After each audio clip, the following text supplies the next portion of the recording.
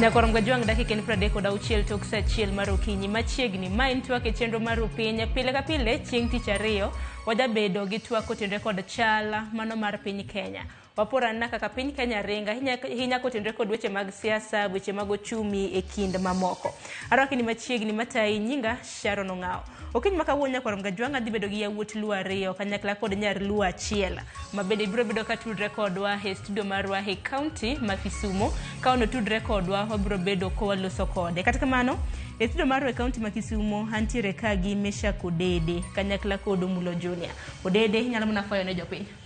Ero urukamano nyikwara mogi wamor twak kod okinyi machalo kama e weche matimore e piny Kenya. Erokamano Sharon. Erokamano ahinya. Bende antiere ka gi Mulo Junior. Mulo Junior mogik mabende notwak kodi ni ntiere Youth League mar ANC. Naneno ka ANC oseriwore gi UDA. Dibende gisepodo ne lemo? Mokwongo amoso Jaramogi. Awacho ni seche weche ng'eny sae matin. Kane wabedo kodi mogik apani ni winjo marach nokane Youth League. Nan director e weche mag siasa. Mano ka ANC. Mar ANC. Koro sani ng'ene wariwore ginene. Coalition achiel gi UDA. Koro wapango tich mabai next week. Ibiro winjo lendo malich. Koro wabong'e kuma ji nitie. Yes. Aya, koro wan warita penjo nikech aneno ka sani koro iluongo ni United Democratic Party. To naseneno ka Isa Timami bende Cecily noselando ne obro bedo jalup iwacho ni jalup gai mano mar United Democratic Party.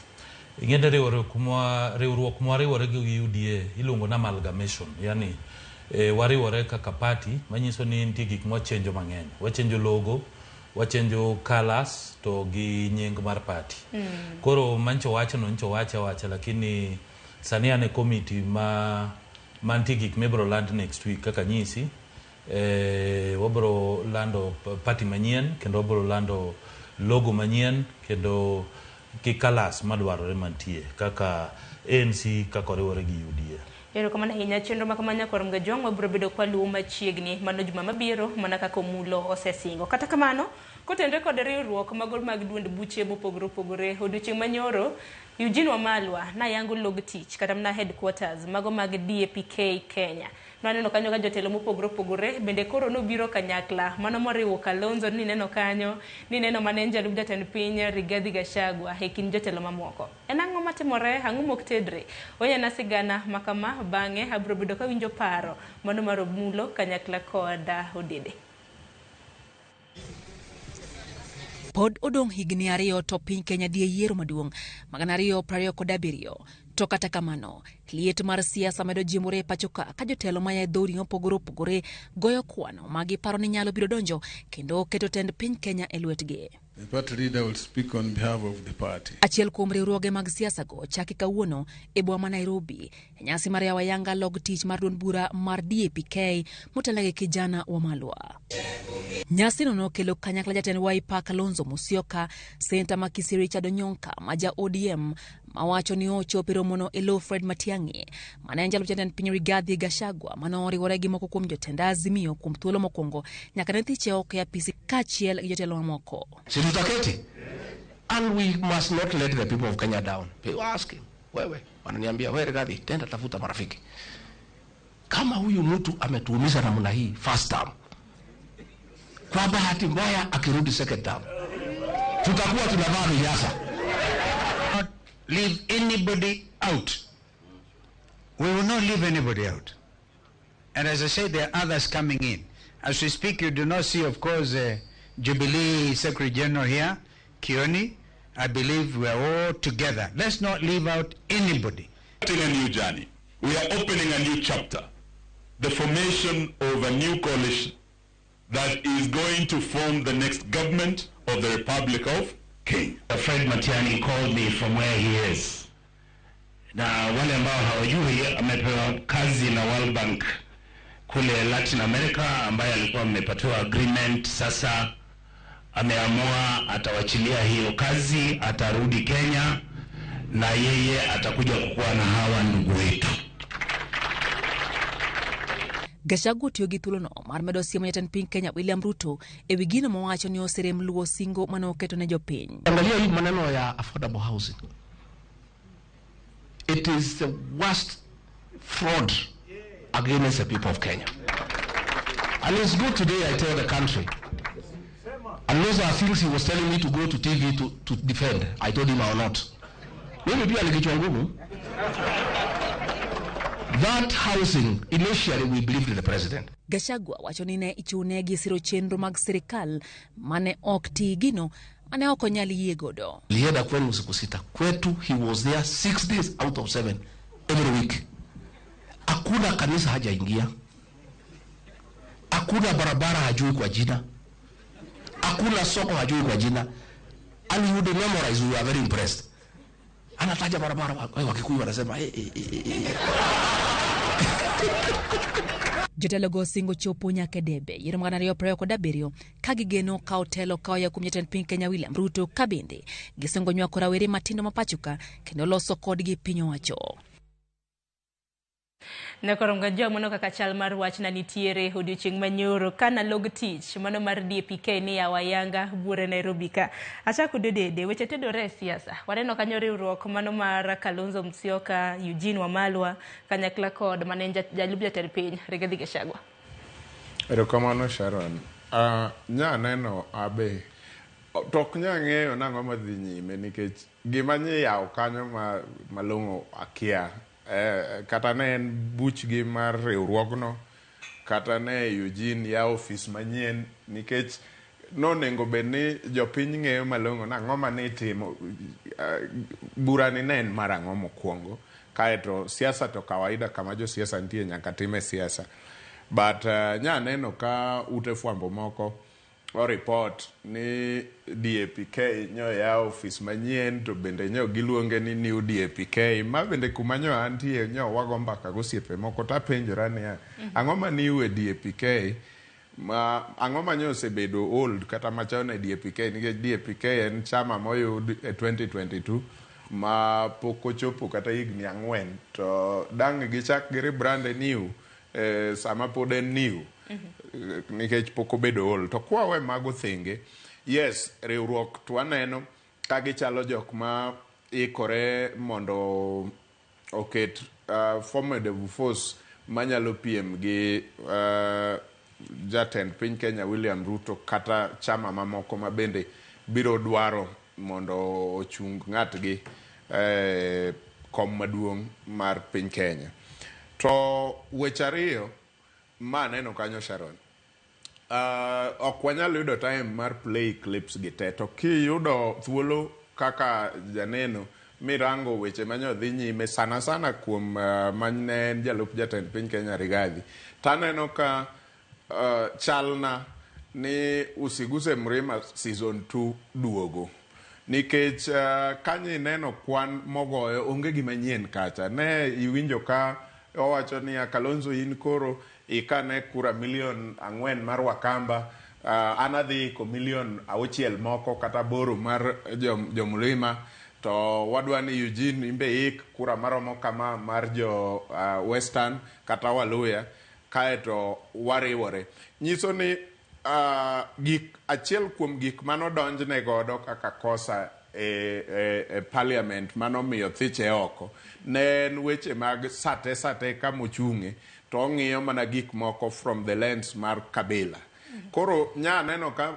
Mrima season 2 duogo nikech kuseriwo kamano to ema ang gidonje sirikal kaka ne gidonje sirikand Kenya Kwanza to chako ni sirikand ni marwa kaka jo Mrima nikech wane man wakelo kura marom kama percentage marom kama ne wakelo koro kombe makama nyaka mi jo Mrima usiguse Mrima season 2 duogo okaneno gimanyien kanyo takeno mulini nene nade nikech kata mna kiwinjo gik mana jemane jalup jatend piny Kenya poro ninjo kanyo ka giwacho ni gibro ensure ni jatend piny masani obedo one term president e kin mamoko in nene nade kakinene ingene Sharon macha meeting mar jokas manyien tie nyoro nikech onge gimanyien kaka Meshak wache ka coalitions joseloso coalitions mopogore nyalo paro ndalo Pentagon ndalo CORD ndalo NASA maka mane lich moyo margi ingene margi ni iluongo ni populist politics gigo siasa moro ma ma jopiny dwa winjo, yani gichalo comedian, kech ineno kata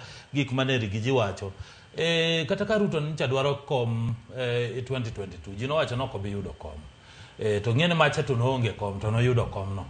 Koro ng'ene seche magintie, gima na expect nikech ng'ene Rigiji osebedo kawacho ni kogik higa dweni odhi launch party. Ting'eni gima gitimo kaka sebede strategy mar siasa ni. Siasa ok onego bed ni bedo predictable. Ng'eni gin gisenyiso ji ni tayari wan waseng'eyo joma ni e grubno. Gin gitemo already gisekwalonwa penj. Mane menyiso ni gin jokers. Nikech inyalo paro kata ndalo mane wan watimo earthquake. Mane waromo gi William Ruto. Iyudo kata kaka Kalonzo gi nokia. In fact ji nodhi Bomas ma ineno kaka Kalonzo gi wuok nikech ne gikia. Koro nwago siasa ma jopiny nok expect ni wanyalo riwo. Koro mane siasa monego bed ni ji go. To ng'ene jogi gina jomoko ma onge numbers ma ginyalo ywayo. Kech king'iyo for example naneno leadership mar DAP Kenya, DAP. Ni party leader Eugene Wamalwa, Secretary General David Eseli, Deputy Party Leader Wamunyinyi, another one Deputy Party Leader Ayub Savula, another Deputy Party Leader Natembea, gina jo muwuok Western. Koro ng'eni gima timore sani ni chalo kama okosone girlfriend kata ukosana, utimo divorce. Ing'eni sama ukosoru gi jaherani, ting'eni koro odhi manyo enemies. Odhi manyo jo mok dwari te. To odwa nyiso gi everything. Yani odwa no kethni. Odwa wacho ni omulo no tema ng'oto timo. Mani gima Rigiji timo. Koro gik mineno gi wacho gi te. Mago gik ma normal. Jopiny dwa winje chalo kaka comedy. To wacho ni ng'ato bro bedo one time president ionge strategy. Mano en lek ma jogo leko. Samoro strategy ginyalo bedo ni gintiere gi chenro nikech ka gibiro kanyakla moko en okang' mokwongo ma bende koro waneno ka jotelo gi riwore. Inyalo paro juma mokalo bende jatend duond bura mano mar NARC Kenya. Bende neno kanyo ka nolimo Rigiji kaka luongore mano jalib jatend piny Kenya machon. Kora penji kiwacho jatend NARC Kenya. Mano sir gi ker mane kom Uhuru Kenyatta man gi machinery gi pesa kaka dwarore. Moriwore gi joka to nokomiyo kata jakom kura e station ne. To riwore gi Rigiji baba mancho konya kata mana election mane timo mar UDA mondo bed deputy president. Now ng'eni Rigiji nyalo bedo gi wach ma mit lakini ok nyisi ni mano wach ma mit no bro miyo ji gocho. Ng'eni jo Kenya sani ka en leadership ma replace Ruto. Ji wacho ni afadhali dhi e lesser devil. Ing'eni jogi chalre te. Jogo sebede telo te. Scorecard gi gin mane. Rigiji ang'o mosetimo ne jo Kenya. Apart from ywak moywak ni. Martha Karua en osetimo ang'o. Eugene Wamalwa nje en minister mar defense. Osekonyo ji gang'o. Gina the same people. Gina iwacho no ong'era achiel mane bungu achiel. Koro onge chenjo ka. Ma iwacho ni gionge kodambi. Onge joka onge gima waluongo gi kisungu ni we are with all. Gionge power. Gionge mobilization. King'iyo Rigiji onge face mar Kenya. En kuwuok Wamunyoro odhi Nyeri, kuwuok Nyeri en Runyenjes, kuwuok Runyenjes en Kiambu. Koro ng'ata ilo na to dwa ywa kura kuyo. Wade ng'eni kata obet ng'ama serious to odhi adhi kata mana Homa Bay. Raila Odinga Stadium kacha. Tembo goal statement mogologo. Owuoyo kata koni, odhi kata mana yo Rift Valley, bogole statement. Lakini kineno Wamunyoro ti inena mana gi uchochezi. Yani iwacho mana ichalo ng'adako uwe maonge break. Koro mago to jibro ng'iyo go. Koro mago ok buogo nikech strategy siasa ka gima important. Nikech wang'ino dong gi matin ne wacho ni higni 2 kende to jo Kenya dhi yiero maduong' mano higa mar 2027. To waseneno koro formations gi katimre. Ano komulo to wacho ni mbigi onge go. Akeni ni nene yo machal nade. To parni kopogre kata mana gi Rigiji gini bende nwa neno Matiang'i bende gi Uhuru Kenyatta. Erokamano Sharon. An gi weche ariyo maneno. Jo Kenya goga ombulu mondo gipanish ng'at ma okosonegi kata ng'at ma giparo gi passive nokosonegi. To mano e gima oketowa kama wantie kawuono ni. Kech ombulu moro nigo Mount Kenya ka ni idwa nyiso Uhuru ni okosonwa kata idwa nyis Raila ni osebedo ka en jasik jo Mount Kenya. Koro ombulu no enogore ok ni nikech jatelo midwaro waketelo nigi power kata teko mar loko gik moko makony piny Kenya. Ma e gima Rigathi gi team oluwo ma yo magiluwo tir gidhiye nikech riwruogni e sama entieni to pok gimiyowa any other option kaka ja Kenya ma wawuondre ni onge wach mar parties ka in ja Kenya madwaro weche mag health maber, idwaro weche mag somo maber, idwaro ni mondo ibed go ala kata dongruok e ngimani ma to podi gima nyo pod waneno en ni Rigathi Ruto chwanyo matek koro mobilize Mount Kenya to dwani mondo jotelo moko oyud monyalo riworego mabende mobilize kabinde giriwre mondo gol Ruto to poko nyis jo Kenya ni kaeto kosegol Ruto to ere kaka SHA koro dhi tiyonwa, to ere kaka SHIF dhi tiyo, to ere kaka the new funding model gin gang'o madhi tiyo. Ma to pok wachope pod wan mane punishing William Ruto mosekosonwa nikech ne an deputy to gola gi joge gikawo karar gimiyo ng'ama chielo mane ma pod wantie.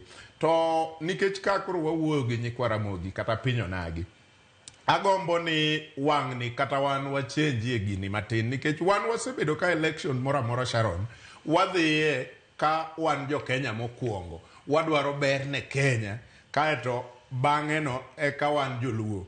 To jo kabinde modong sana makoro wuok Mount Kenya gin gikwong gibedo kabindgi koka gibire Kenya bang'e ma kata saa ma election timore gikwong ging'iyo ni to gin gang'o kanyo.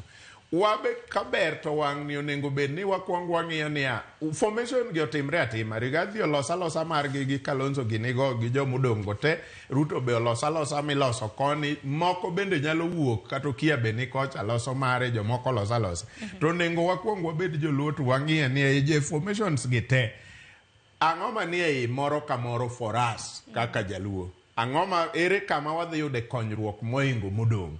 Mano e gima onego koro oketwa e coalition moro kata ogolwa e moro nikech pile wan wang'iyo ni ka wadhi election wadwaro ng'at manyalo keto Kenya, miyo Kenya rule of law, democracy, justice gi gik makamago kapod wawere kokwongo. To mae mamiyo pile kwa gik kanyo to kata kirwa oko to wadhuondi wabeda oko kuno ni wan wagore ne piny Kenya wadwaro gine. Wang' ni okapar nonengo bed ni wachak wadhi kanyo.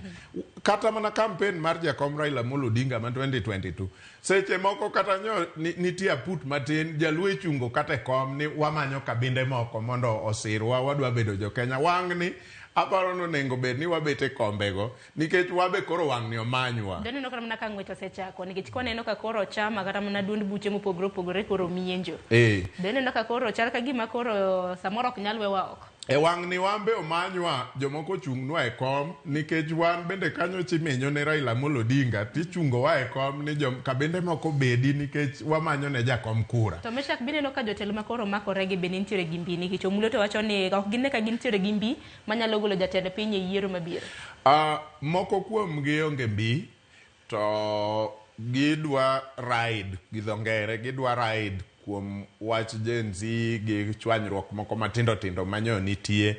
Ka nitie ng'ama nigi mbi to ibro na e kinde moro mabiro mbele ka. Kacha ne wan gi Rigiji e seche mwawuoyeni nikech gik manyo timore last year pod en gi influence moro matin kata mbi moro matin nikech joka en gima dho ngere wacho ni the enemy of my enemy is my friend. Mane situation ma pod wantie.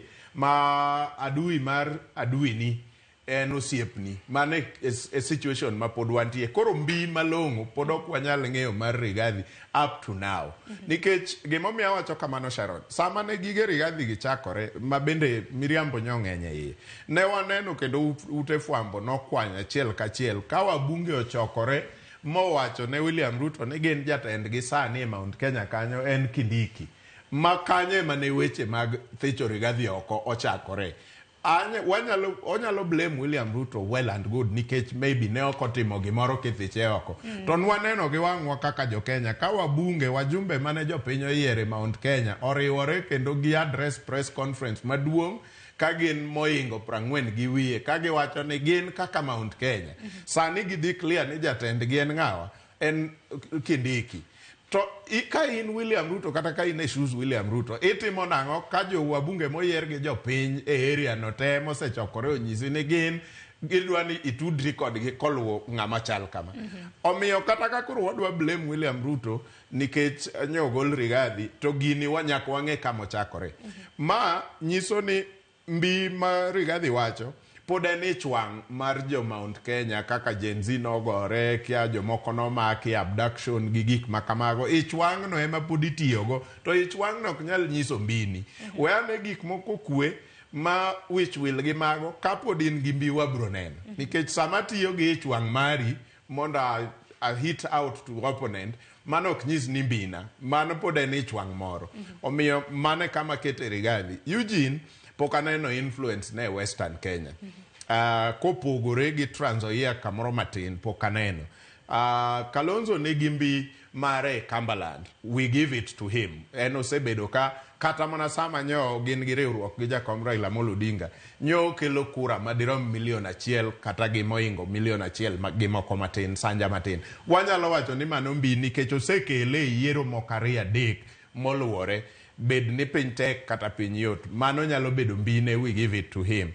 Pok ang'eyo mbi ma Matiang'i nigo koluwore gi tich mano osetiyo gi sani. Nyalo bedo ni ji mang'eny e kor piny Kenya nyalo wacho ni Matiang'i is good, Matiang'i is good, but opogore ji nitie oko ka mang'eny ma good ma pok oyudo kura kata moromo tero gi e kansila kata member of parliament. To good to wasik wawacho. Nyalo paro ndalo Peter Kenneth kane chung Nairobi. How good was he? Everywhere social media young people ne Peter Kenneth good to kano gik ni koro rakore.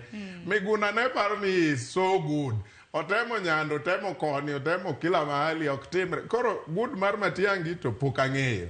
En good e social media, but konyalo yudo kura makanyo te nikech kata sama samoro good bende ing'iyo gi ang'o, ing'iyo gi legacy ma bende noweyo. Wang'e ni Matiang'i ne jatend migawo mar somo, nochako bedo jatend migawo mar arite. Mago nitie, to kata sama nyo Matiang'i ne tiyo sirikand Uhuru to Raila ne ni koni. Wanyalo wacho ni no keto influence marom nade mondo Uhuru ne yud kura mang'eny moingo Raila Kisii. Okapar no Uhuru ne yudo kura mang'eny moingo Raila Kisii County kata Kisii counties ariyo mag Kisii. Mano nyiso ni kanye mano nengo bed ni nene influence bara nikech sacha Uhuru ne ni against Raila Odinga. To kane gidhi piem e Kisii, the nation, Kisii nation, ne Raila yudo kura mang'eny moingo Uhuru e Kisii kanyo. Gi Matiang'i e bath Uhuru. Nyiso ni kadwa pimo influence, mage gik monengo atigo to measure influence ma ng'ato nigo e area moae. Nikech owinjo bed ni kakawi ni waringo kodi e komni. To en ni kumiae inyalo ywayo na kura mang'eny, ombulu mang'eny. So mano Matiang'i. Ka awuok kanyo to koro jok mi i-mention nyingi kaka Jeremiah Kioni nigi kiang'a gini koro kang'eyo. But warituru wadhi neno mbele. Aya, umulo kapok wakawiyo matini nimeda miya nena thuolo mano mar loso kotenre kod makruok mano mar Matiang'i kanyakla kod Uhuru Kenyatta.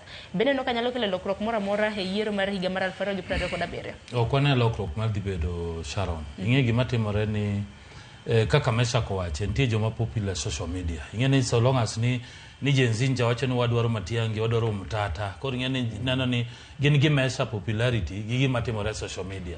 Koro mano ok nyisi ni Matiang'i nigi mbi moro amora nikech Matiang'i no apart from gik manotimo en no koko gi wuoyo mang'eny manowuoyo ka en minister. Kech kinyalo paro nitie en gi scandal mar iluongo nang'o Rwaka land, en gi scandal mar nego ji ndalo mane itimo maandamano, ndalo mane jakom ni e pap. Koro onge gima nyien ma Matiang'i dhi kelo kata mana kura modhi ywa Kisii. Ok adwa timo analysis kech ng'ane Mesha kosetimo kaluwore gi jogi gi mbi ma gin go. Gima timore ni Rigiji, nitie gik mang'eny ma jo Kenya okia manotimore kapok ogol Rigiji nikech unyalo paro ni Ruto kanyo ichoyudo telo.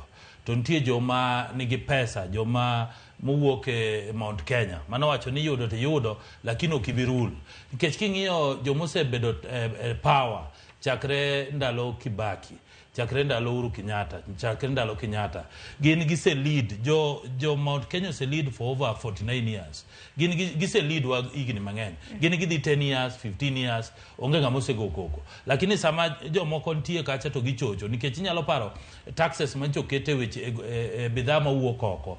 Ing'eni jo rabuon mang'eny timo biashara mowuok oko. Koro ginanono dine gi nitie biashara ma koro otamogi. Wach sani kano kelo wach mogolo NHIF ne nigi cartels mang'eny. To nitie joma ne timo biashara mang'eny. Koro yudo kata joma kelo koko e SHA gin mana joma ncha dwaro timo biashara. Koro ing'eni mage joma tiyo gi ena rok migidwa ni nyien kik bed gi ker kik bed gi time maber mar deliver ne jopiny. Mana miyo ok wadwa ncho senyiso ker ni kik odwokre gi rigiji nikech wado ni seche magin gigo siasa wadwa deliver ne jopiny. Gik ma kadwok rekode macha to ncho dwoko lakini waseng'eyo pattern mar kecho gidwa ni seche modwoke to gikelo weche machielo. Koro no senyisike ni ok en gima ber ni dwokori. Ng'eni ndie ndalo mono jakom wacho ni kiyudo janeko idhi kawo ng'ato ne lwokore aora tikawo lepe teringo go tembo wuok duk to ng'eni ibu penjo ndo ng'amo kawo lewni ng'ama ni duk niere janeko. Koro kinyal keto ni imbi dwokori gi jonekni. Koro gima timore ni strategy magi chako no onge shida lakini wan gimo ng'e ni waseng'eyo wase predict wang'e gima timore. Ting'eni land siasa mar Kenya change opogore kech ng'eni kancho oyudo kura Mount Kenya kaka Meshako osewache ng'eni jo Mount Kenya go kura ne ok gidwa ng'ato. Inono ka ndalo chane giwacho ni ok gidwa jakom makata nyathi ipuonjo e skul ni chiem ko ma to luongo jakom waluongo Raila. Ido ka nyithindo owacho ni jakom no en ng'ama lich ma ok odware. King'iyo koni sani koro gisewacho ni Ruto ne jamriambo kio timore nade. Koro ng'eni joka gidwa panishe giwacho ni kura ni wadagoye mondo bed one term. Koro ng'eni kwa sefwanya ni kura ncha gimiyo kura maromo nade. To kura ni ere kaka wada poge to ere kaka wade distribute ere kaka wade yude kuonde mopogore. To kuch gini makoro giwacho ni gidware ore tokri gi jini wada poge nang'o. Ing'eni ma en kwano gima nyise ni siasa en kwano ok en gima miwacho e dhok ni dhi wuoge microphone en gima ibedo pinti gore nikech en chess wabong'eyo to ere numbers gi ere kaka wada distribute gi nikech jogi kata riwre te kiyudo ni e weche mag campaign sera magi uso ere gik magi ere agenda magin onge ena yuak gi miriambo gi propaganda. Namba 2 king'iyo ni jogi gin joma bositio ne Kenya ang'o ma gisekelo pogruok mane gisekelo onge. Iyudo kana ndalo mane Kalonzo ne ntie gi jakom manonego bed ni gikawo power nosewuok moringo modhi ing'eyo opposition sani onge. Opposition cho wene jopiny jo social media matinde timo opposition jomage matimo opposition kinji neno Kalonzo kolo press to wacho ni wadwa dhi mako William Ruto e State House mano be opposition adier. Ing'eno opposition nyaka kata ken keto government tesre nyaka ibed positive iwacho ni nchi promise jopiny ma ang'o mitimo weche machalo kamagi nji promise jopiny ma ang'o mitimo weche ma kech kiwacho wacha housing ni gimiyo rigiji goye nikech seche midhi miji ute bech ot dhi dok piny. Iyudo ka mortgage midhi mijo madhi ka ute gi en $3 million, $4 million. Ing'eni sani ka ute gi opog Nairobi ka nyiso ni bech ot rent ma jo Mount Kenya nigo dhi dok piny. Bech puodho mane Nairobi ka dhi dok piny value gi dhi dok piny. Koro ng'iyo gini in terms of biashara gidwa ni jo chandra kasto gin giket gik moko malo. But nitie gima adwa nyisi ni mbele ka ni seno kaka rigiji wuo nikech koro ing'eni joge neno ni rigiji emanyalo bedo gi skill mar mobilize ji. But king'iyo Kalonzo kiketo joge mesa te do you think ni joge te kopo ni Matiang'i wacho ni koro Kalonzo presidential candidate ni Matiang'i koro gin part joma dhi riwore nigi support Matiang'i bodhi ywa kura mar jo Kisii onge kada en mochung president to gidhi ywa to kopo ni Matiang'i chung president do you think ni Kalonzo dhi bedo running mate mar Matiang'i igini gite no sebedo mana running mate en compromise owe. Do you think ni Jokamba bro miye kura 100%? Jokamba bro wacho ni kari ino kin ng'ama serious. Do you think ni ka court odhi wacho ni rigiji koro wase clear nicho okogole yo makare koro embo chung president? Do you think rigiji kaka go agoge mwacho ni en gijini? Do you think ni en odhi bedo jalup Kalonzo? Do you think no dhi wene jogi? Koro ntie siasa ka mbele ka kata mane gine group gino gidhi kosana. Koro siasa ok inyal predict kech gito gisenyiso gima gipango. Koro gik mwang'eyo ni wambo pango gi ka gimbe gipango nikech sani pod wan gi thuolo mar settle down wadwa tiyo ne jopiny ti gik mang'eny mancho promise jopiny modwa ng'iyo ni to wan siasa mwadhi go 2027 wadhi nyiso jopiny ni nche onyiso ni wadhi golo gowi mar niang' mar Mumia Sugar nche wagole koso nche kogole ji nche yudo bonus koso ji nche koyudo bonus Son Sugar no yudo profit koso no yudo losses wadwa nyiso ni ndara mancho wanyiso ni wada loso bwa lose koso kwa lose gik makama wacha goti yo koso koti koro mane siasa mwadwa go mbele ka wadwa go siasa mar issues to kaen mar ukabila to mano be wang'eyo nikech mano bo wanyalo go nikech onge kabila kabila achiel manyalo bedo president igni jomoko be nyaka bed gi thuolo nikech kidhi kata Mount Kenya county ka county yudo ni gi level 4 hospital county ka county nigi university county ka county nigi ndara maber kidhi ka road ka dhi nywe kidhi Kisumu yudo ka ndara mana Nakuru highway jam pongo wan waonge gik moko ma jomoko ni kono wambe development nyaka wambe wapoge poga wambe wachulo ushuru wambe wadwano chiem karingo ni wambe nyaka chama maduong koro jo kaka ywak ni ncho magi gembe gi ywak do ndigene se kata mana ywakno te sama koro mi kitamba tibiro ywe makoro ywakno ji oseng'iyogo majiko weche mag dongruok go warito mar mondo mi ochwal ndara milose no bende wang'ini jatend piny Kenya wacho ni gibiro neno gima bende gibiro bedo ka gitimo ne thuolo to dong mana higni 2 mulo koro kinde mabiro loso gi tend piny koro ng'ise mar mondo mi okas kore donge kok manya koro ngejwang dakika na 7 tok saa 2 mano mar okinyi ote magi neno asema ne ote achiel ka kapok aka oyo matin Francis Otieno e mbui marwa mar YouTube iwacho ni ng'ama nong'eyo ni Ruto nyalo yombo Raila omiyo Gachagua ong'eyo ng'ama ochung' e toke wan we warito neno kaka Kenya manyien biro bedo kachal hang'ino mulo kwani yiere gi yote mari kok manya koro ngejwang wakawiyo matin pod hiko ni mathoth bang' yweyo kik dhi mabor.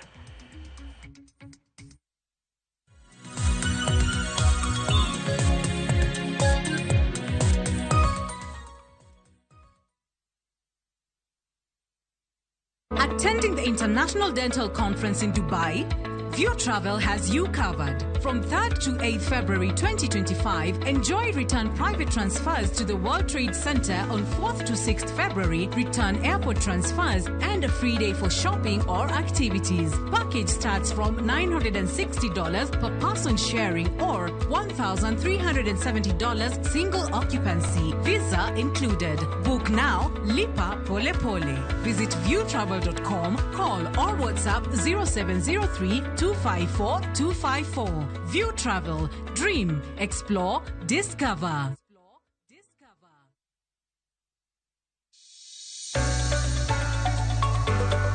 E piny kae, tije magandika medo bedo manok kendo e okang' mamalo. Dhano koro manyo yore manyien mag tiyo gi nyalo magin godo mondo giyud omenda maginyalo konyore godo e ngimagi mapile. Riwri kodwa e chenro mar poko pogore ka waluwo sigana mamulo chunji mopogore. Inspiration, mostly I watch movie. The other one, anongo inspiration kuma daki in slum. Kaka giloko nyak makende magin godo to bedo hala makelo negi pesa kendo ting'o ngimagi malo. Inyalo tiye kambi iwoni tiyo matek to msara en mana macha. Poko pogore Tich Ang'wen ka Tich Ang'wen saa 2:30 okinyi mana e Ramogi TV. Kik bai.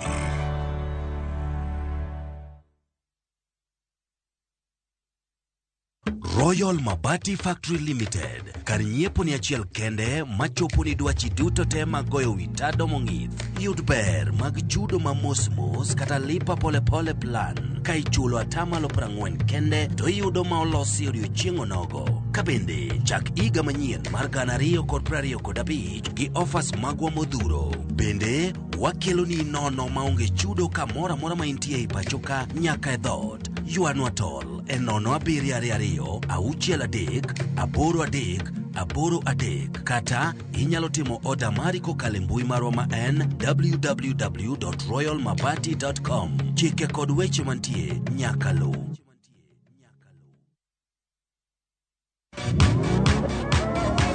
Pado manyien kod talanta manyien duto romo kamoro achiel.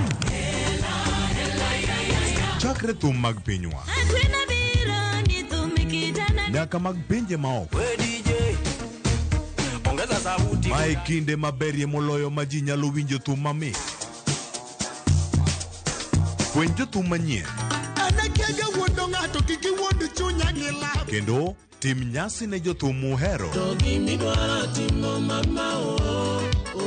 Mae en ndiri mar jothum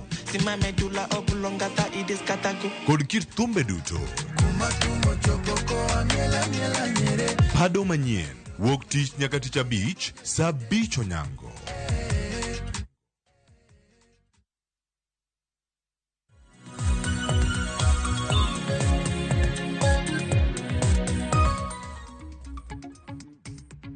Wajong machiegni kende okang' mar ariyo pod wadhi nyime gi poro wach kotenore kod chal mar piny Kenya nyaka rom kanyo saa 3 mano mar okinyi. E kinde mabende koro waneno ka riwruoge kata mana jotelo mopogore opogore biro kamakore e weche motenore kod duond buche mopogore opogore. Weche motenore kod kura kata mana yiero motelo ni yiero mar higa mar 2027. Odiochieng' manyoro waneno ka wuoth mano mar chugo duol matayo yiero pachoka mano mar IBC. Koro igeno ni biro bedo ka chakre machiegni ni waneno kanyo ka jokanyo mago magaput manego bed ni chugo duol no ne osechamo muma odiochieng' manyoro. Nitiere report mabende Cynthia Onyango jafombo marwa notimo no odiochieng' manyoro bang' ka ne gisechamo muma wawinja no monde. Ndalo achiel motelo ne ng'eto mar bura mar ywaruok e kind Dr. Augustus Muli kod Koki Muli, jatend piny ne ochapo ayanga nyinge 9 mondo obedi aput madhi chuogo IBC. Listi ma oriwo nyaka nying Koki Muli owuon. Ne okodeko nyasi mar chamo muma ne obagi kendo ma otelie gi ogai mar doho Martha Koome. E nyasi ma jo Kenya osebedo karito gi liyo bang' digni betie chenro mar chuogo IBC. Jokanyo madhi bete aput madhi yiero commissioners mag IBC ne okuongore achiel bang' moro. Ochakore kod Kiomega Ki, Professor Olo Adams, James Evans Misati, Nicodemus Kipchirchir Bore, Koki Muli, Tanui Andrew Kipkoech, kachiel kod Nelson Makanda duto ne okuongore ka jokanyo mamoko ariyo magin Caroline Kituku mar LSK kod Fatuma Saman mar riwruok dinde mane ok oyudore mapiyo ne osingi ni biro chamo muma bang'e. I, Koki Muli Grinyo, having been appointed as a member of the Independent Electoral and Boundaries Commission Selection Panel, Adams Olo, having been appointed as a member of the Independent Electoral and Boundaries Commission Selection Panel. Ogai mar doho Martha Koome ojiwa pudni ni okaw ting' margi motegno kendo giti e yor bidhruok. Your duty is clear to identify the leaders of unshakable integrity, impartiality and competence, men and women who will inspire trust in our electoral process and ensure that every Kenyan can participate in free, fair and transparent elections. Okoni nyaka pudno thegre gi jotelo kata josiasa mabiro dwaro thirogi gi tim tije ma ok oluwore gi chik. I know you will be put under pressure. There will be influence or partisan interests. You must resist all those and seek to delay this process. Your guiding principle must be always the public interest, nothing more. Okang' mar chugwa pudno timore ka penjo mathoth to pod nitiere mawuok kuom joket nyong'ong ne telo mapachoka. Achiel kuom penjo en ni Professor Adams Olo ma en achiel kuom jokanyo ma ochamo muma bende yande osechap nyinge gi jatend piny William Ruto kaka jang'adne rieko. Professor Adams Olo ma oloso gi Ramogi TV e yor simo wacho ni pache liw kendo ikore mar tiyo kaluwore gi dwaro mar singo ma oketo ne jo Kenya. Adams wacho ni oikore mar goyo bade piny kendo weyo tijno kaponi ng'ato ochune ni nyaka oluma na dwache. Bende omedo ni kata bed ni en jang'ad rieko ne jatend piny pod en kod paro maliw kendo ok onyiso ni gimoro amora ma onyise gi jatend piny ema nyaka olum. Omedo ni ok gimoro amora ma jatend piny onyise ema nyaka olum. Wenge duto koro menyo kang' ma pudno dhi chako kawo mar chuogo IBC kako machielo bende rito doho madhi ng'ado bura e kind Dr. Augustus Muli kod Koki Muli. Chamo muma mar jokanyo madhi beti aput madhi konyo e timo yiero mar commissioners mag IBC koro keto chenro makare mag chako goyo kogno jogo manyalo bet e aput madhi tayo yiero pachoka. Cynthia Onyango, Ramogi TV, e laro mar Supreme Court. Nyakorom gajuanga chenro makare koro seket kanye neno kanyo ka jokanyo mago magaput makamano noschamo muma mana kanyalo nyisi nying moko kuom nyinge makamago wantiere kod Kiomelinda Gaki, wantiere kod Professor Olo Adams, James Evans Misati, Nicodemus Kipchirchir, Ambassador Koki Muli, wantiere kanyo gi Caroline Kituku, Tanui Andrew Kipkoech, Dr. Nelson Makanda kanyakla kod Fatuma Saman. Mano ji 9 mago jokanyo magaput mabende biro bedo ka puodho jokanyo mago mag IBC. Achako dio dede jatend piny Kenya osebedo ka ido pressure mathoth. Kata jopiny osebedo ka dhiere mar mondo mi chuoga put mabende biro bedo ka puodho jokanyo mag IBC. Wachaka nagi kanyo. Dibed nitiere iwacho ni light at the end of the tunnel.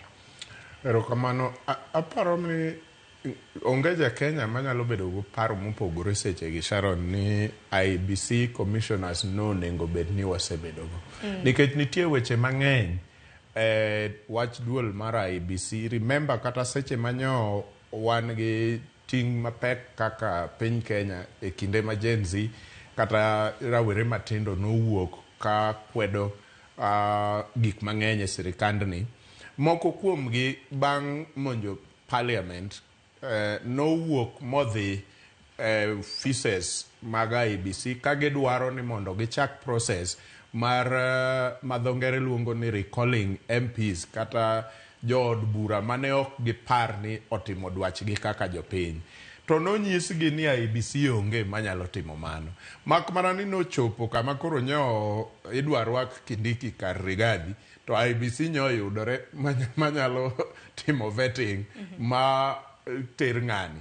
So okosebedo gima ber ni IBC onge. Wan higa mar 2025 to wang'e ni 2026 bathe moko bro bedo campaign malich to ma 2027 to koro en chuny campaign ter. IBC onengo bed ni seche gi ne ni in place kendo oseikore. Sharon, nitie gik moko ma seche moko kaka piny Kenya wawacho ni wan a sovereign nation kata wan gi lochwa ma marwa. To nitie gik ma hinyowa mamiyo kata lochwa ma marwa go tamore betie nikech samwa wuoyeni kapok wabedo gi IBC nyiso ni wadhi bet gi IBC maybe mid this year nikech kitambo duondni tim advertisement ma miji thuolo mar ndiko kwayo ma giyier jogo gitim selection maket gi panel mar interviews machop chieng' landi samoro wadhi chopo dwe mar 6 kata dwe mar 7 ka pok wabedo gi IBC kata e kinde no wanyalo bedo gi IBC ka gibedo sworn in to nyiso ni thin igani kata ginyalo bet mana gi dweche 2 kata 3 kende mar igani e tich. To mano nyiso ni gidong' mana gi 2026 mondo giket gik moko te in order mar election. To election marwa pek nikech wayiero kombe 6. So nyiso ni mondo gitim gigi e yo makare magibed gi time kata mar testing them matiyo gi mokti samoro bro bedo a challenge. To ang gibro float kendo tenda oko tiseneno kwa bedo gi trend moro nyaka ne wakel constitution manyienni. Wabedo gi joma gero gima dhongere luongo ni our election infrastructure kagin jo oko ma ok jo Kenya ka. Mosemiyo wa challenge kata mane doho maduong' mamalo kwa gike wawacho ni wadwa ng'iyo result manie the famous server. To wasebedo ka moro chane jo UK o dissolve a court kiwacho chicken gate scandal. Mor jo France chano nyiswa ni jo France ne nindo otimofo manya wango mar Jimmy Kamago gi kiang'oni wakia. So ok wasebedo sovereign in nature. Wasebedo ka waluongore as a sovereign country to ok wan sovereign in practice.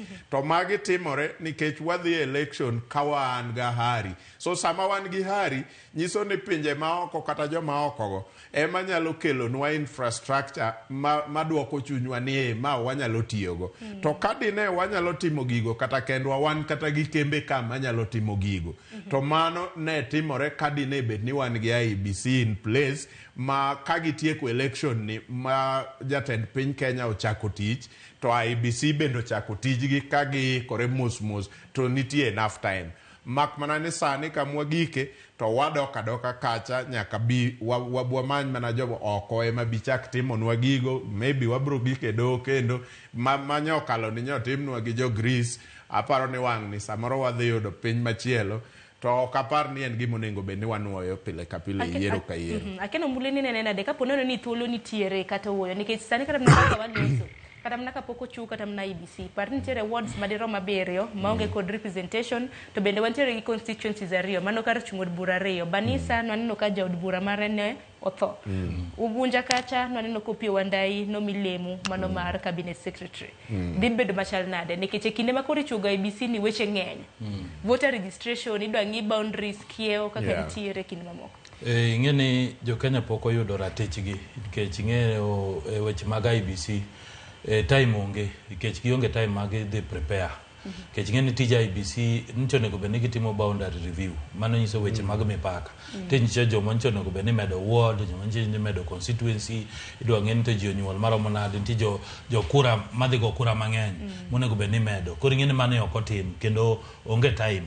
Namba 2 onego bed ni gitimo preparation onego giikre to ikruok mar election ni kaka Mesha kosewache ing'eni watimo yiero de uchiel nikech wayiero kombe opogore ting'eni timo election ikruok mar election nyiso ni gik moko computer moko maketo ginene lwedo cha nyaka ng'eni botiyo nyaka ng'in to server kechana ni koro okwadhi manyo joko gi to nyaka manya nikech ng'eni jo Kenya ok inyal miyo jaluo tenda kata ja Rift Valley kata ja Mount Kenya jibora ni mano koro dwa kwalo kura koro anano ni mbele ka pod kamago pod boriro kura kaka dwarore koro mano nyiso ni IBC onge kaka dhi golo kamago nikech time mar golo kamago magi tenda no onge ntie server ni ing'ene inche neno ka Mesha gini chogore ne wach server ni server ni to kete cloud wacho no ukete boche kucho mara en South Africa mara en US koro ni wach server ni choka neno ka ni Mesha gini wacho ni mondo yaw server ni ong'in to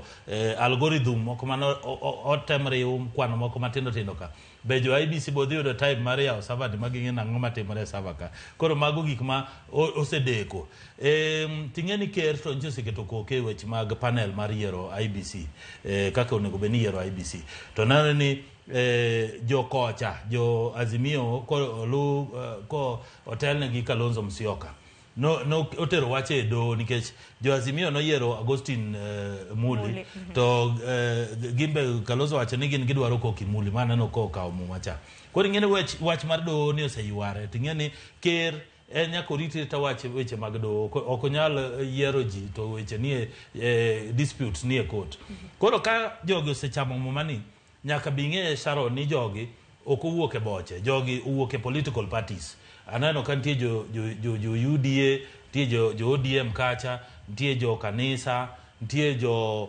Kalonzo koro magi politician kacha onge gimoro ni gin joma no yier gi jopiny kata joma independent madhi kelo joma independent kacha na siasa en interest koro kata mana yiero commissioner mar IBC ni en interest idhi to ng'at mane ma dhi luwore ma bo timo weche kaka dwar ngech inyalo paro kata mana chien kocha nenano ka Cherera 4 no yier dakika mogik to Cherera 4 ni neno ni to gimbe gene ng'iyo pach gi kocha to jomoko be ng'iyo pach gi kocha koro ng'ene Kenya kae weche IBC osekelo shida kuwuok kata ndalo Isaac Hassan ndalo the late Kivuitu koro weche mag election tech lakini gimong'eyo ni jogi wach IBC to sedeko to mane miyo migi ndalo prochiko to ndalo prochiko ning'ene mano gimoro kaka Mesha kwache almost dwe mara uchiel koro mondo dhe tim by election magi ikre magi kech kidhi concentrate by election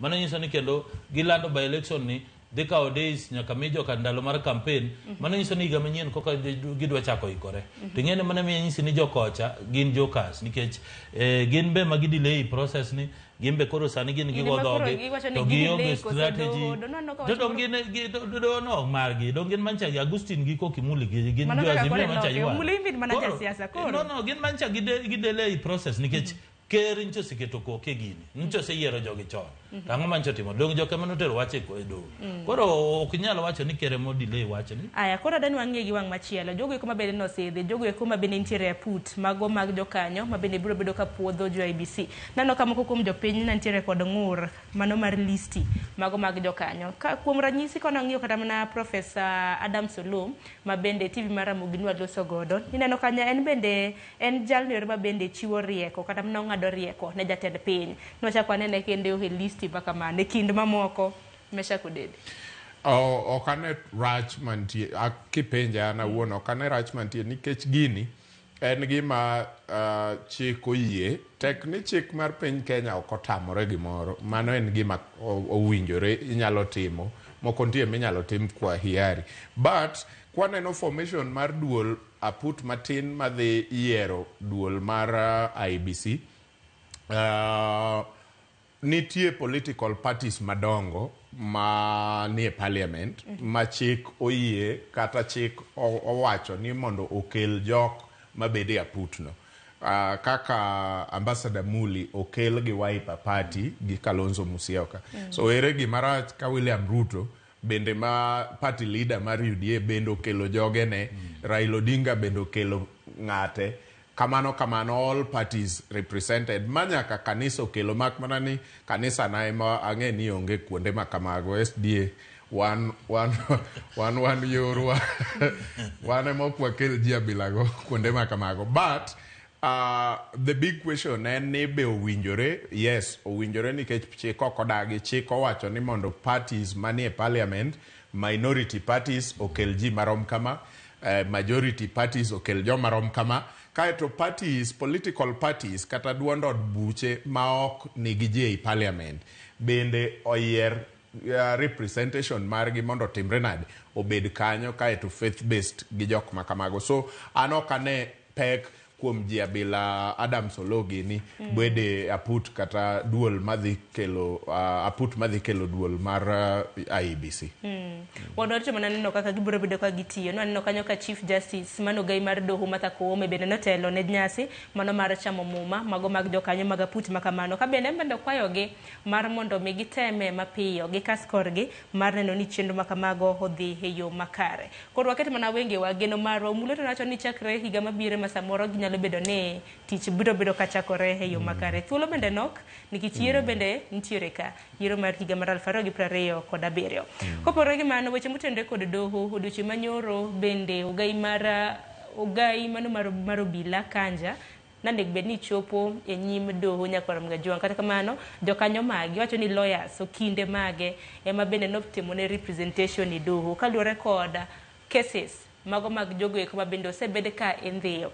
Nitiere sigana ka mabende adwaro mar mondo wawinji kaka doho ne obedo odiochieng' manyoro. Odiochieng' manyoro naneno ka nitiere nyaka exhibit kanyo, iwacho kanyo tipo sinema mopogore opogore mabende ute mag fwambo osebedo ka keyo kaluwore kod jogo eko mabende osebed ka endhiyo. Koro odiochieng' manyoro naneno kanyo ka Douglas Kanja nokwepo kendo mar chopo e doho. To bende nosingo ni biro bedo kochopo e doho. Kata kamano naneno kodiochieng' manyoro okinde mage ema bende nochopo kanyo e loye. Nyaka gisani naneno kanyo ka nitiere riwruoge mopogore opogore. Law Society of Kenya kana telnegi kanyo kod Faith Odhiambo na dwaro mar mondo mi jogo eko manolal godo mero available. There is a request by Raila Odinga that abductions of young people do stop. That is what Dr. William Ruto is responding to. Yes. And it will give us the basis in our submissions to show that this I don't know coming from the respondents.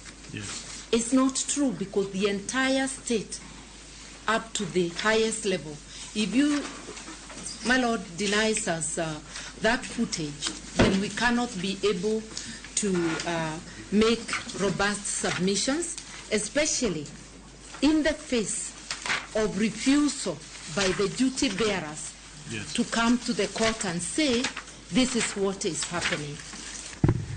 As much as my Lord has given leeway, dispensing the fact that the Inspector General of Police and the head of DCI should not physically attend, we still do not have answers, and the duty bearers have failed to produce the two petitioners before this honorable court. My Lord, the only way to ensure the safety of these two petitioners, where their current whereabouts are unknown, is that we must hold the duty bearers accountable. Yes. They have access to public resources, and they cannot come and tell this honorable court that they do not know. Nyakoro Mojang parni maendi okeno kang mokwongo mabende koro gai marobila Douglas Kanja rem mar chopo e nyim doho manoko tendre kod wach mag teko kendo lal gi oganda ipachoka. Kata kamano kalore kod okinde mage ne ginyiso doho ni ne giyudo boke kowuok kuom doho mane ogolo chik mar mondo mi kik ochop e nyim doho en owuon. Apani wachak mana gi kanyo omulo nikech nitiere moko kuom oganda manoteki kata mana dwe mar 12 mar higa mokalo. Nyaka sani kata mana ndachgi mapok ofweny ni kanye. Winjo kanyo ka LSK wacho ni golgi kata bende githo kata mana gi ngima mar mondo mi joggi obed gi ng'eyo kama yawa magintie. Mokwongo Sharon, anoka support wach abduction kech ok en gima rach, ok en gima ber, en gima ok kech kane kero kawo mano wacho no biro rito ngima jopiny. To ngima jopiny en gima kata mana katiba o recognize. Koro ngene seche ma ji olal, mano nyiso ni okindegi nigi ratichgi mar timo application e court, gimiluongo ni habeas corpus. Yen manyiso ni gidwa ni mondo jogo gol onge kaka inyalo mak ng'ato to ji okia ni en kanye. Koro en responsibility mag police nikech inspector general man gi power manyiso ni en morito jopiny, en mo maintain law and order, en monego ong'e ni stations adi mane Kenya kata jogi komakgi to getgi kanye to ng'at mane momakogi. Koro en responsibility mar inspector general mondo nyis jopiny ni jogi ni kanye. Koro mano kanya wuoye mang'eny kech kata mana ker nicho wacho ni wach abduction ok onego bed ni bedo sani. Jotelo mang'eny osekwedo wach abduction mowacho ni Kenya ka as much as ni ng'ato nigi ratiche mar wuoyo kata wacho nitie gimowacho ni in ratichi nitie kumochope to ratich ng'ato be chakore kumo. Koro ka nitie ng'ama owinjo marach e gima ng'ato wacho onego bed ni imake ti iluwo katiba itere court to e court kanyo ji odhi ogore to ko oyude gi makosa to tweye. To seche moko baneno ni okil moko be go siasa nikech ngene seche ma ikelo jogi nyalo paro ndalo mane Masengeli ne inspector general police acting neno kano tere do nikech jogi be dwa ni koro jatelo ni kosedhi do ni kaso dhi okwang'ono ni ani ne okwang'ono ni okabiro kaso koro make headline koro ni news wacho ni Masengeli no dhi e TV no dhi e court wacho makama koro ngene jogi tiyo gi ma kaka siasa. To emineno kata jo siasa moko mabok ni gi practice sana ibo yudo gi e court. Koro mane mineno ka jogi balance nikech an gima anyalo wacho ni inspector general Kanja ko oponin chomie court order onego beno apia to en monego beno apia mondo odhi protect kata mana government ni odhi wach na abduction gi ko kiani ok timre e loch mare to en gi option ariyo nyiso ni ko kia tije to ogwe tao oket ng'at mo manya bedo gi responsibility mo gi matimore to kopo no ng'eyo to wach ni jogi ncho makgi to otwegi kure kata nitie kaka process mane gi luwo. The only law mawacho ni ng'ati nyalo mak more than 24 hours mana kopo ni omake yo matimore gi weche mag terrorism. To Terrorism Act ema wacho nyalo wacho ni ng'ati nyalo mak for 30 days kapod itimo investigation. Koro magi gik monego be no dhi lero to ineno ka noko apia nikech embe no dhi okawo orders manyiso ni ok odwa dhi mbele kucho. Koro gima wacho in short ni ng'ato onego bed gi responsibility ne ka en Kanja odhi e court dhi wach ne joge ni kanye nikech en responsibility mare mondo koro kik gigi waket ne ker kech ng'eni Kenya ka tinde gimoro amora kotimore en William Ruto. Ng'ato ketne jatend piny nikech mane kinde thuolo mosekalo ok nyadi chiel kana nyadi riyo ma jatend piny osewacho ni jogo iko ma bendi teko samoro bende mwacho ni okera ni ng'a teko gi jok ma iteko bende we thuolo to kwateno kana mana katimo. Ing'eni Sharon ka ne William Ruto ka otelo William Ruto nowacho ni namba 1 obro dwar ni police obed independent. Ok obedwa ni police itiyogo kaka weapon e weche mag siasa. To kan chose keto jogi mobedo ni police tiyo tijgi kaka independent body. Police onego bed ni bedo tiyo tijgi. The only problem wan go e structure mar police iyudo ni national intelligence report ne president gi national security. DCI command mar DCI kata kopo no gi report ne inspector general yudo ka gimbe gi pod gitiyo kigeno. Kono nyiso ni kopo ni Kanja magi police reforms monego bed no keto mondo ket command structure mare ko wuok inspector general to nego bed ni jogi te onge gimara mora matimore e police station e DCI e national intelligence mondo koro bed gi information. Tinya yudo nitie jomoko be matindo ma onge lemo madongo ma be sabotage nikech ibo yudo kikundi mopogore jomoko ma gime gidwa tima tije gi kaka dwaro. Koro inya yudo ni samoro president ko wacho no kie gima timore nikech nyiso semiyo jogi teko police omiyo teko, omiyo pesa, monego beni timo tijegi. Koro kan tijo mama koji. Koro me no wacho ni wan wakia kata samoro rigi jigi ne mama koji. Kechi yudo kata joma ncho makigi, yudo ka ng'ato wuok kamo make no to wang'e poth, orwaka ngolo en nyaka gi wakili. Ndalo Uhuru Kenyatta no kan ngomak ng'ato, yudo ka ji itero rivayale, itero kure. Koro ngine seche moko inyalo penjore to jogi ka government ema makogi, to makoro wenge ge wenge ler ni. Samoro kata mana joma malala gine ma seche moko makogi. Koro kinya ng'eyo. Bedo kamna ka wachore mana kisewacho na ng'ene achiel kuom jaod bura bende no wacho wach makama bed ni teko gi koda jogo ekma bende osebedo kata mana ka seyo sirikal. Agani mashakini nene gi wang' mane nikech odichi manyoro kana lukes makama e nyim doho mano nyim doho mapachoka duol kata mana riwruok makedo ne ratiro mag oganda mano KNCHR nowacho ni jogo ekma bende ni teko e dwe mar 12 kani wegi thuolo ineno kanyo kimiyo gi nyaka fea siling siling 2,000 nyaka siling 3,000 mar mondo mikoro gimany godo miechegi. Ng'eni pe nyalo bedo mathoth to jok ma familia magi kata mana jok ma joggi olal ema nigi pek. Pero kamano Sharon, an gik moko ariyo ema wacho wach abduction. Namba 1, sirikal matiyo nigi responsibility mar rito ngima jo Kenya gi mwandu jo Kenya. Gimoro amora matimore koluwore gi ngima ja Kenya moro amora gi mwandu ja Kenya onego bed ni sirikal nigi duoko. Bed ni sirikal emo mako jogi kata jogi omakore kendgi kata jo siasa moko mako jogi, sirikal ema duoko penjo no nikech ene mano kawo muma ni akawo muma kawuono nadwa rito ngima jo Kenya kendo adwa rito mwandu jo Kenya. So kama mwandu okethore sirikal emi penjo, kama ngima moro olale sirikal emi penjo. Omiyo responsibility no squarely ni e lwet sirikal. Mano namba 1. Namba 2, siasa nyalo betie to mano emomiyo wan gi migepe mopogore opogore e security ma obedo trend mondo ng'e ni siasa ochopo kanye to issues mag security ochopo kanye. Mane momiyo wapogore kodgi to kendo giluongo wa ni civilians nikech waonge gi lony magin go kuom weche mag security.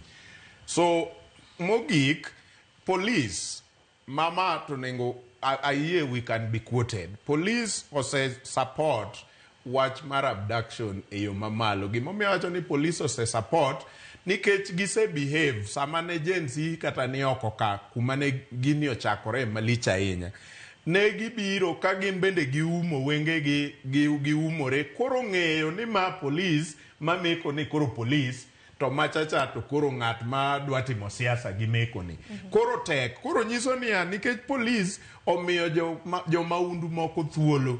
Koro yo ma police mekogo gi yo ma ja maundu mekogo kata ja siasa moro mekogo mondo okaw godo political mileage koro fwenyo tek nikech gimeko e design achiel.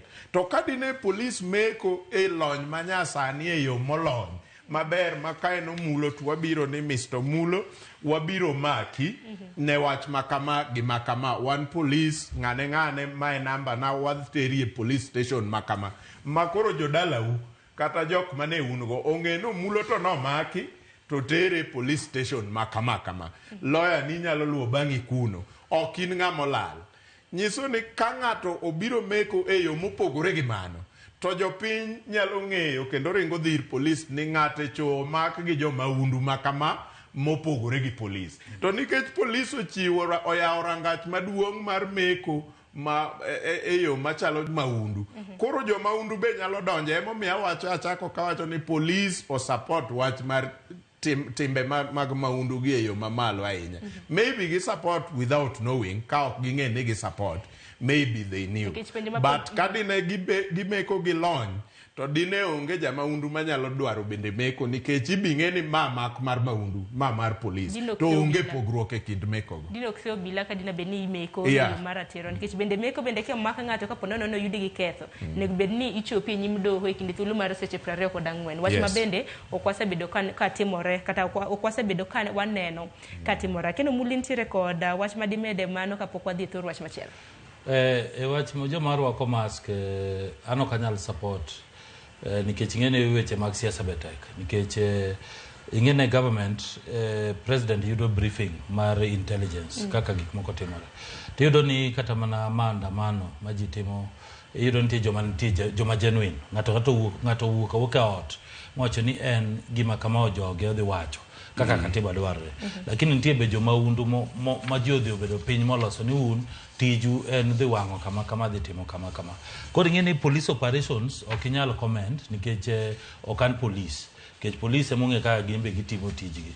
Koro ka gineno ni mano e yo maber kaka ginyalo maintain law and order, mano be ginyalo timo lakini gima ng'eyo ni police nyaka bed responsible, nyaka giwuog oko ma gidhi e doho ma giwach ni joma ncholalgi gin kanye. Ok wanyal support abduction, to kata bed ni wan joma ni government ok wanyal support abduction. Mano ok yo mar go siasa, ok en yo maber nikech katiba oyie ni ng'ata nyalo timo picketing, ng'ata nyalo timo demonstration, lakini weche moko manyalo kelo tungruok be government nyaka bed ni gin gi responsibility mar maintain law and order. Nikech ka onge law and order, mano nyiso ni ji nyalo dhi kwelo, ji nyalo timo gimoro amora ma ginyalo timo. Koro ing'eni nyaka balance, police nigi balance. Odwa no rit ngima jopiny gi property, at the same time odwa no maintain law and order mondo jopiny kik keth property mag jomoko, jopiny gi be kik tim maundu manyalo kelo dhawo e Kenya kaka ta weche maricho. Gino marwa ni en mana ni be obila bende kinde thuolo mosekalo bende gisewacho ni ok gin ema bende giteko oganda. Koro ng'ateko oganda mano bende momiyo karamna ni jo siasa nyalo chung' to wach ni to mane miyo DCI ncho sewuok magi wacho ni gitimo investigation. Joma wacho ni ncho meko muumo dhogi maonge number plate ni gin jomage.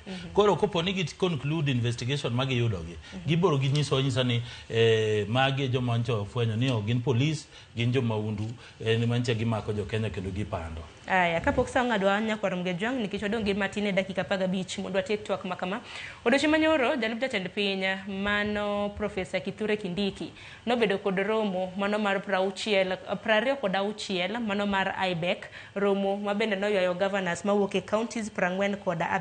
IBEC en Intergovernmental Budget and Economic Council, mano mar neno kaka weche mag budget inyalo tim ahinya sirikande mag gwenge ma pacho ka.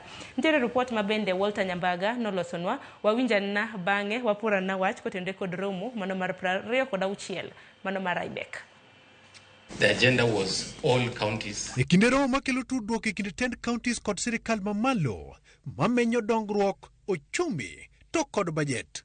Ka majalup jatend piny Kithure Kindiki oko ne jaga budget Margaret Nyakang'o e kod riwruok mar governors mondo ketenge ywaruok manie kindgi kendo manyo kaka inyalo los wach omenda masiro somo michwalo ne counties motisi ni bursaries.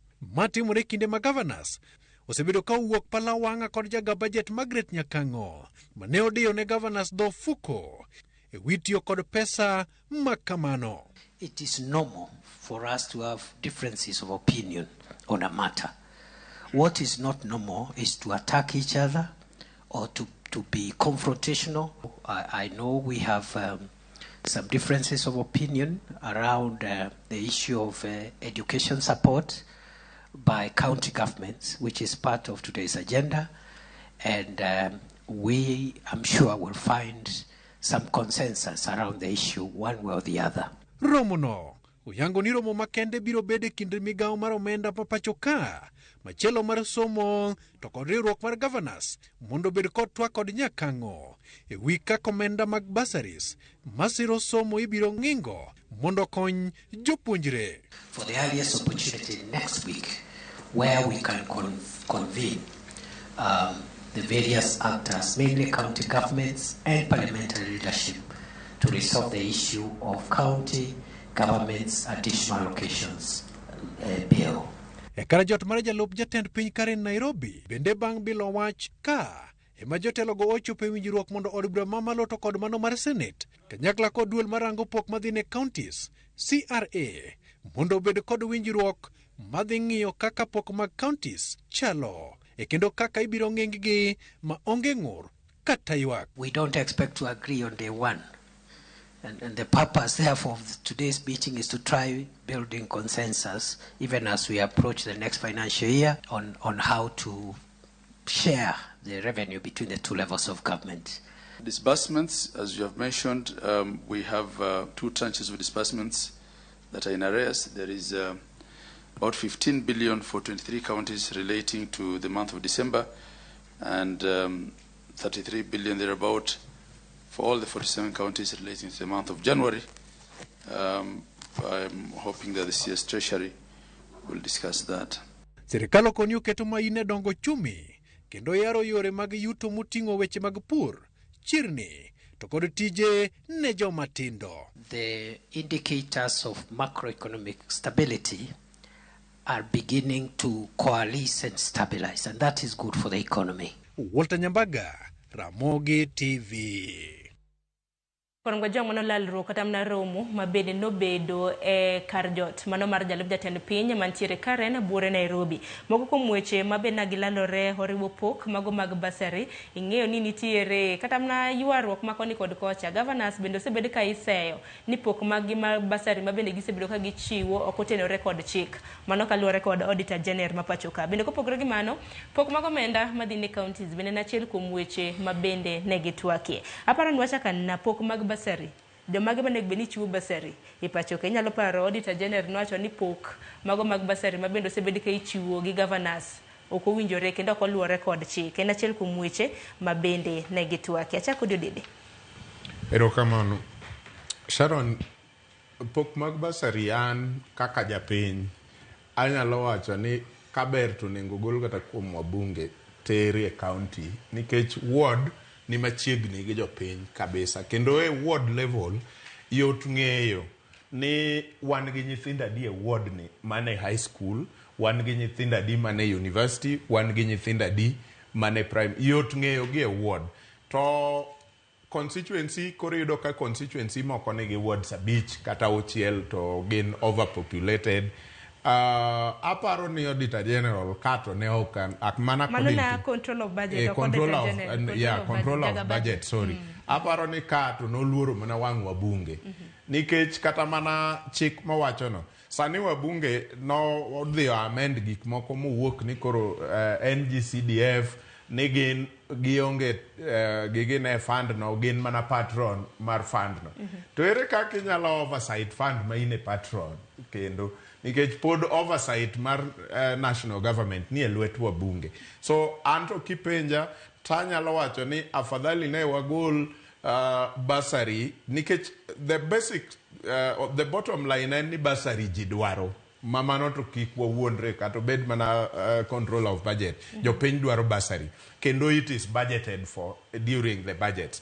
Koro wagol all the scholarships gi basaries mag ministry national government wagol mag wabunge wabwaket e county ka county to wawach nikech governors nigi scholarships to scholarships go nitie nyithindo ma dhi through school mana gi scholarships mag governors kigolo gi sani to suppose ni koro wawinjore ni yes the control of budget is right to golgi koro nyithindo nikech governors kawo nyithindo gi form 1 to giringo go nyaka form 4 koro ko gole kata gi form 3 kata gi form 2 to moko kuom gi ni national school to jonyuol gi very poor mok nyal ko gol gigo gi kanyo to gidhi timo nang'o gi e kore. Ok apar ni en move mowinjore. An kaber to nengo bed ni basari iketo mang'eny kata e ward for MCS to ensure ni e ward ni onge nyathi ma nikech e ward tin koro wang ok nyal kalo wangi to e constituency to yot mondo kal wang mbunge nikech kosechiwo kata basari moko ne nyithindo 2,000 to neno ni mano duong' e constituency to ward to ibro yudo ka onge nyathi manyalo leo nikech ward ing'e ni in gi kanise adi, ing'e ni in gi sikunde adi, ing'e ni in gi gwenge adi, ing'e kata household inyalo ng'eyo then mogik IBEC kaber to nengo bed ni wabedo gi dongruok e omenda mimiyo counties iga ka iga ok onego bed ni iga ka iga wayuare. Omiyo adwa yie gi proposal moko manyocho wuok e treasury ka wawacho ni kaber to kata budget ok onego bed ni the country sani koro kama Kenya gike kaber to ok onego bed ni wayuare kata e budget iga ka iga. Onego bed ni watimo kata budget achiel mar higni 2 kata 3 kutambo wa implement nikech sani gima timore kodwa Sharon watimo budget nyaka county kendo wadhi e IBEC meeting mwayiere to pesa ni ok bite. Inyalo yudo ni wayiere ni 385 billion mano budget mwatengo ne counties 47 to waend up higano rumo ka omigi kata 300 kende 85 billion pod odong' gowi nikech kata samwat wakani kidhi e office auditor general e office budget controller tibro yudo ni nitie gowi ma national government pod odong' go mapoko oremit kata poko chiwo ne county government to wamedo bedo gi IBEC meetings gi an kaber to nengo bed ni pesa gi chorore higa ka higa to kaber to bendo owinjo bed ni watimo budget kata bang' higni 2 to wa ensure ni budget mane watimo to bedo implemented te nyaka mwisho. Aya nikech romo no bende kana timore wach maduong' ba bende nowuok nikech nagi lose weche mopogore opogore maduong' mane owuok en mana wach mar basari okang' ma kama biro ka koro jaga budget Nyakwar Mgajuang mana peace Margaret Nyakango koro nowacho ni governors mosebedo kata mana ka chiwo bursaries dhi ataro gi chike pachoka en wach mosebedo kata ka kelo ywarruok ni winjo kanyo ka Kithure Kindiki nokwayo governors mar mondo mi koro gibed gi romo mano mar neno mar mondo mi gichop e winjruok makende ewi ywarruok mar omenda makama Migos mano jatend migo mochung' ne weche mag somo bende nosacho ni nego beni romo ntiere maketo winjruok makama bedo makare. Sharon ing'eyo ni wasebedo gi duplication e wach mar basari.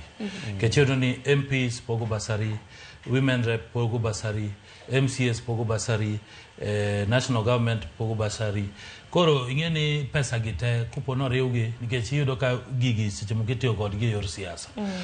To mane mamiyo iwacho ni ing'e ni wachi mag somo is a national function kupogore ni wachi CDM oter ne jo county to seche ma gigi timore ineno ni kaka county government oketo kaka pogo basari iyudo ka auditor general nosegolo wach ni tie counties moso pesa bedo kalale wach basari iyudo ka basari noseket budget moro to budget ni okokale assembly budget ni ok en gima opuodhi gi control of budget iyudo ni governor oketetenge tipoge jopiny to seche moko jopiny no boko yude iyudo ka inyalo paro ka budget moro ncho wuok wach ncho wuok Kisii county ma women rep ncho wacho ni de basari mancho pogo ji kanchi go ne jogo simo noken ne weche moko mag mine gi kanchi go ne ji simo iyudo ni jomoko ni group jomoko jo Meru jomoko ni jo Embu koro nyisa ni ok ti kod geyo maber gima yiege mesha kaka wacho ni gino nego beni kete county onego beni koro en policy monego beni bede county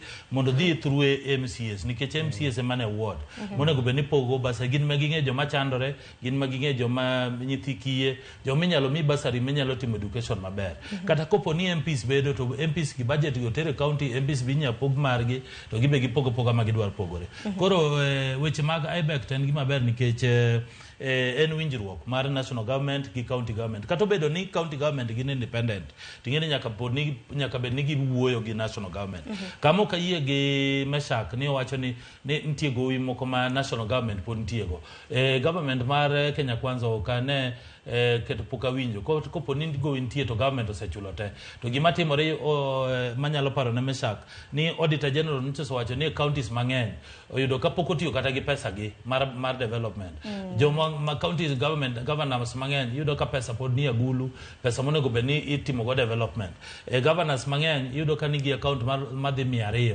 ma accounts gi auditor general kia ni itimo go nade koro corruption benitie weche mag ginene pending bill yudo ni counties poko chulo koro coordination mar national government gi county government nyaka tima IBEC ka kendo nyaka gibed ni gilalore gi ng'ento ang'o monego bed ni gitimore ang'o moko onego bed ni timore but wach basari en gima onego bed ni miyo priority monego bed ni national government miyo county government teko mar maintain kata manage gimiluongo ni basari mondo miye chakre ward MCS oyud gima gitiyogo kech yudo ka MCS be koro manyo mana basari kuom governor koro ing'e ni governor ka onge budget ni control of budget ing'e ni nyaka koro MCS support nikech gimbe gidwaro gima gidhi nyiso jopiny ni wambo oda miyo weche mag somo aya kwa we manotenge nikech kosa osemayo wawang'wa wang'e ni TV maramogi hen mar Uganda mago mag onage iwacho ni kaluo to kaluo ka bende nitiere weche mosebedo ka timre Nyakwar Mgajuang lwenje mago mag romo mag siasa mana kanyalo mana lero nitiere sigana moro ma ben wanyisi otieno manyoro obila koro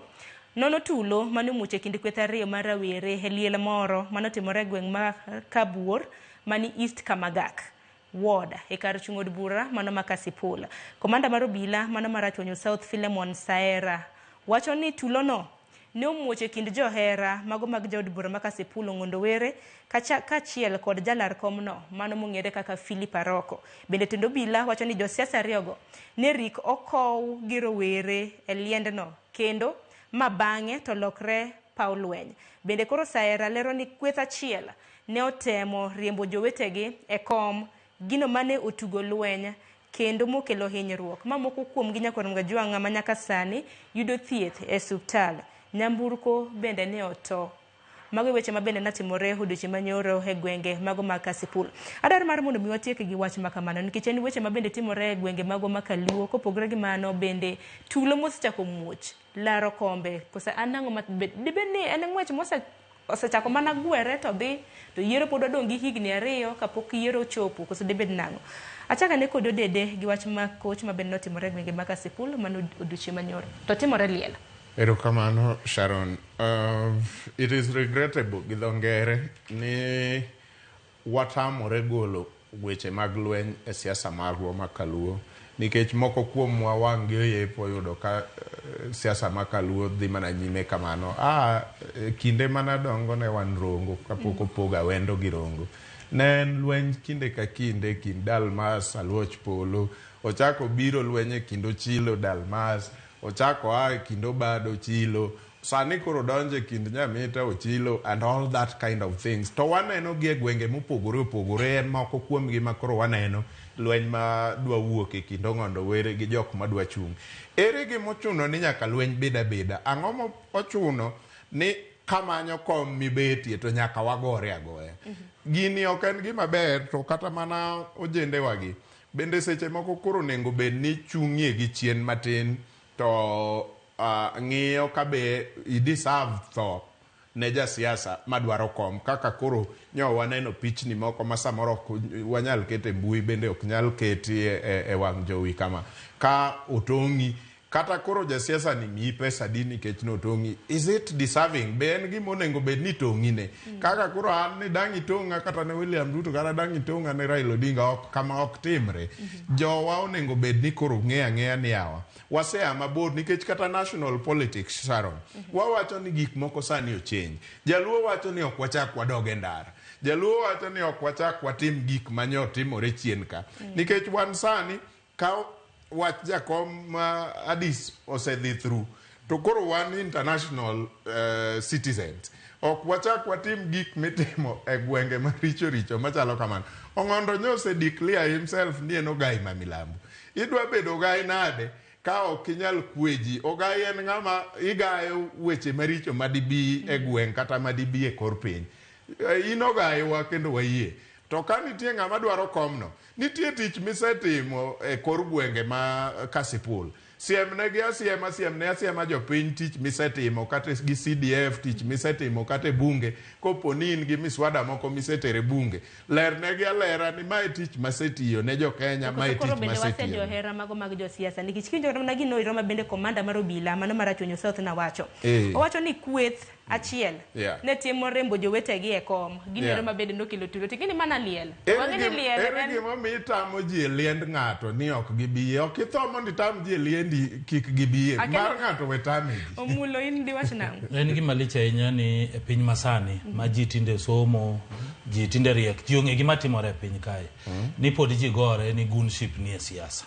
En gima ok ber ahinya. E wach Kasipul Kabondo osebedo gi weche motungore e weche mag gorruok ni. Kech inya paro ni kata kijana moro manonegi weche wach siasa. Ng'ato tho nade nikech yiero ma. Jopiny ema miyo ng'ato power. To ng'ene seche ma MP kata MCA campaign onego bed no campaign e wach mar manifesto. Ang'o modwa timo ne jopiny.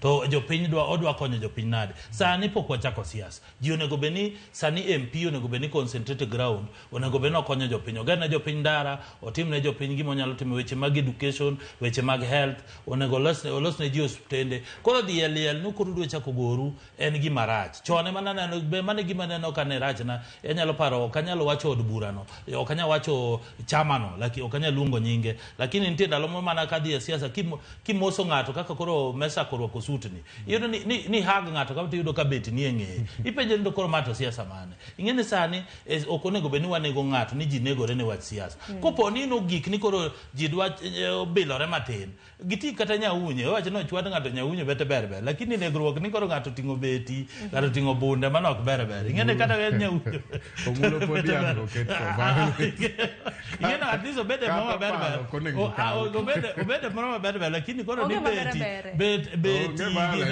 ing'eni ok en gima ber especially ing'eni sama ji nie kanisa sama ji nie liel mine nitie kanyo nyithindo nitie kanyo ing'eni nyaka ing'eni jogi be nigi lit in koro idhi e siasa kendo go siasa wach liel ing'eni ok en gima ber e siasa ka to gin siasa mochakre chon iwacho ni siasa mago mag lwenje ma bende ochakre chon apani yudhe kata mna rowere bende nego los godo nikech kinde ma bende koro jasiasa koro tiyo kodi in ma koro ihinyori kuom ranyisi koro ginere ma bende notimore Kasipul hinyruok ma bende moko kuom rowere bende noyude en wigi to en tokgi bende waneno ka mnyamburko mopogore opogore bende noto nyaka kichgi apani ok en tipo maber aparo ni josiasa bende beni riwo kata wi oganda kanyakla gilose kata gi johera maggi koko mano sao sama wang wadonga goni ero kama na nyakuo choko wachni mogik e bwo nyere 30 omulo an gi manyalo wacho kendo agone Mesak ero kamano en ng'amo siepa ting'eni neno ka coalition sani take shape siasa chakore to wambe boma loso kode coalition mbele ka nikech ncha wagora men piny yo Ruaraka kocha to waneno ka nitie jomo osebedo igni 15 to koro coalition wani en obuinjore to watere koso otimo nang'o koro wabo mosra mosa to wabo ng'endo Ruaraka noda konyera koro wabo maloso coalition wan gi Mesak gi kodhi mbele kocha aya Mesak wach nang'o dibed gimoro tedore ok adwa wacho mulo no sani an wach na mogik ka nitie mamato ayie mondo ukuot jokanyanam national politics sama ne wadhi e yiero 2022 jo ma odak e Mlima Kenya kotel negi gi Rigathi Gachagua nowacho nwa ni Raila was not an option wach no odak e chunywa wi ok wilgo ka Raila was not an option nyiso niya ng'ata negi nyalo consider but not Raila Odinga wan bende jokanyanam e samwa gike ni kwa dhi 2027 injili mwadwa lando en ni ng'ata but not Rigathi Gachagua ok wabiriwo candidate gi Rigathi Gachagua ka oyiero candidate ni twawene wadhi candidate machielo mane wach na mogik aya hagoni ero kuma na inya kuom biro anno ka Mesha kimbi nitie ke goche mag siasa samoro ntiere wach matedore angeni biro bedo wabro wuoyo angoda loso coalition ga oseluor kama ero kama na inya donga wasawacho ni ji owe siasa pod ji nie tich to mulo dwa ni ji ochak siasa aya koro ticho tiro monde kuongoti poko yiero kama IBC poko yiero ero kama na inya nyakoro ngajong dakika na dek tok sa dek mano marukinyi gikani ben makelo we giko mar twake chenro mar piny mabiro ene chenro mano mar mbaka oromo doche makawune chenro mar mbaka oromo wabro bedo kwa menyo weche motenre kod somo kik dhi mabor nyinga Sharon Ngao